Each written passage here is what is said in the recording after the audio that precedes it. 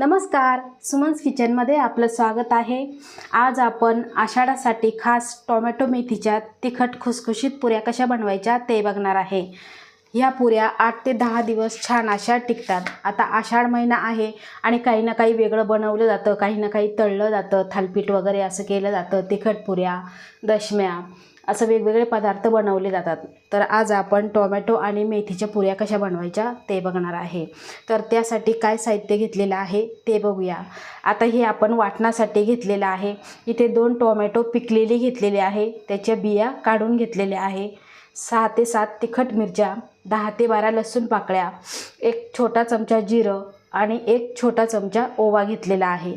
आता एक मिक्सरचं भांडं घेऊन त्यामध्ये आपण हे बारीक करून घेणार आहे। आपल्याला पाणी वगैरे अजिबात घालायचं नाही, कारण टोमॅटो ओला आहे त्यामुळे छान असे हे बारीक होतं। आता छान हे बारीक करून घेऊ। तर बघा, इथे मी मोठ्या भांड्यामध्ये 2 कप गव्हाचं पीठ घेतलेलं आहे। आता यामध्ये घालायचं आहे आपल्याला 1 चमचा सफेद तीळ, अगदी चवीनुसार मीठ घालायचं आहे। त्यानंतर इथे पाव चमचा हिंग, 1 चमचा लाल तिखट, अर्धा चमचा हळद। आता त्यानंतर यामध्ये घालायचं आहे आपल्याला अर्धा कप इथे मी डाळीचं पीठ घेतलेलं आहे। त्यानंतर अर्धा कप ज्वारीचं पीठ घेतलेलं आहे। आता इथे घेतलेले आहे स्वच्छ धुवून अर्धा कप इथे कोथिंबीर घेतलेली आहे। त्यानंतर 2 कप इथे मेथी घेतलेली आहे, स्वच्छ धुवून कट करून घेतलेली आहे। आता हे सर्व आपण मिक्स करून घेऊ। तर बघा, आपण मेथी घेतलेली आहे, स्वच्छ धुवून घेतलेली, त्यामुळे त्याला थोडासा ओलसरपणा आहे। कोथिंबीरीला आहे, त्यामुळे आपल्याला हे ओलसरपणामध्ये हे सगळं मिक्स करून घ्यायचं आहे। बघा, अशा पद्धतीने हे मिक्स करायचं आहे।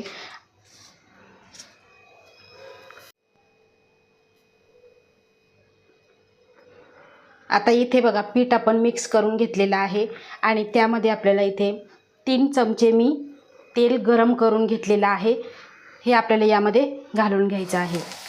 बघा, अशा पद्धतीने कडकडीत तेल गरम करून घालायचं, त्यामुळे छान अशा आपल्या ह्या पुऱ्या तयार होतात। आता गरम असतानाच आपल्याला मिक्स करायचं नाही, अगदी कडेकडेने हात घालून हे मिक्स करायचं आहे आणि पूर्णपणे आपल्याला हे चोळून घ्यायचं आहे।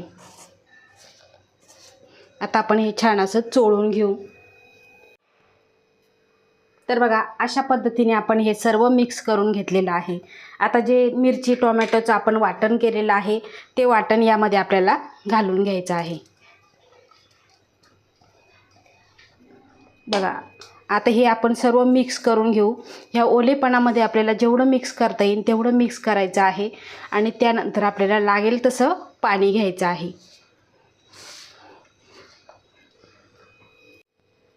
तर बघा, सर्व हे मिक्स करून घेतलेलं आहे आणि मिक्सरच्या भांड्यामध्ये अगदी थोडंसं पाणी घालून यामध्ये घालून घ्यायचं आहे आणि घट्ट असा गोळा आपल्याला मळून घ्यायचा आहे। खूपही पातळ करायचा नाही, घट्ट गोळा ठेवायचा आहे।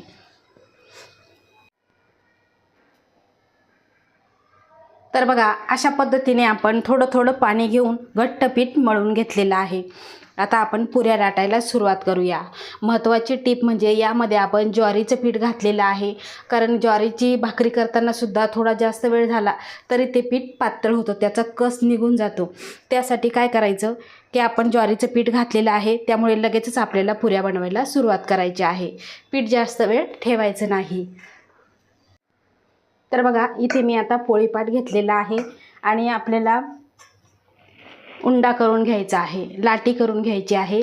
इथे बघा, लाटी घेतलेली आहे आणि अगदी थोडंसं आपल्याला यावरती गव्हाचं पीठ घालायचं आणि त्यानंतर आपल्याला पातळ अशी पोळी लाटून घ्यायची। अगदी तुम्ही एक एक जरी बनवल्या तरीही चालेल किंवा मोठी बनवून तुम्ही त्याच्या वाटीने कट केल्या तरीही चालेल। आता हे आपण खूप जाडही नाही आणि खूप पातळही नाही अशी आपण ही पोळी लाटून घेऊ।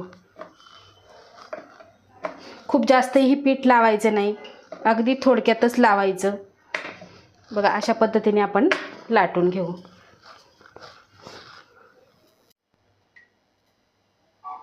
तर बघा अशा पद्धतीने आपण पोळी लाटून घेतलेली आहे आणि इथे मी वाटी घेतलेली आहे. तुम्ही एखाद्या डब्याचं झाकण किंवा वाटी घेऊ शकता.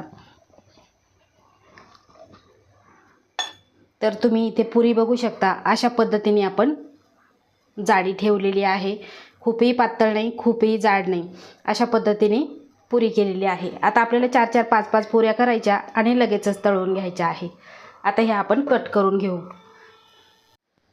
तर बघा अशा पद्धतीने आपण 5 पुऱ्या बनवून घेतलेल्या आहे. आता आपण तळून घेऊ. तर बघा तेल गरम झालेलं आहे आणि आता आपण एक एक पुरी सोडायची आहे. गॅसची फ्लेम ही मोठीच ठेवायची. आणि महत्त्वाची टीप म्हणजे ह्या पुऱ्या फुगत नाही, कारण यामध्ये आपण मेथी घातलेली आहे, त्यामुळे ह्या पुऱ्या फुगत नाही. तुम्हाला जर एकदम जाड पुरी हवी असेल, जास्त दिवस खायची असेल, चावत नसेल, तर त्यासाठी तुम्ही जाड पुरी करायची. आणि एकदम कुरकुरीत हवी असेल तर तुम्ही जास्त पातळ अशी पुरी लाटायची आहे.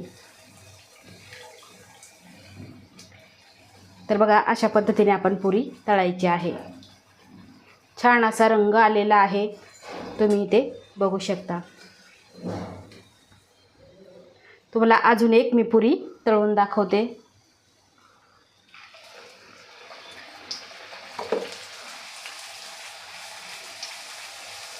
यावर आपल्याला तेल उडवायचं.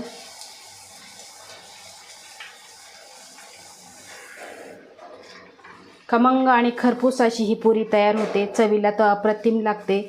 आधी मधल्या भुगेच्या वेळेस जर मुलं शाळेतून आले, भूक लागलेली असते, खायला नसतं, तर अशा बनवून तुम्ही डब्यामध्ये भरून ठेवल्या, हवे तेव्हा मुलांना तुम्ही खायला देऊ शकता. पौष्टिकही आहे. आता मेथीची भाजी जर तुम्हाला मिळाली नाही तर तुम्ही पालकची भाजीसुद्धा इथे घालू शकता. तर बघा अशा पद्धतीने आपण सर्व पुऱ्या बनवून तळून घेऊ.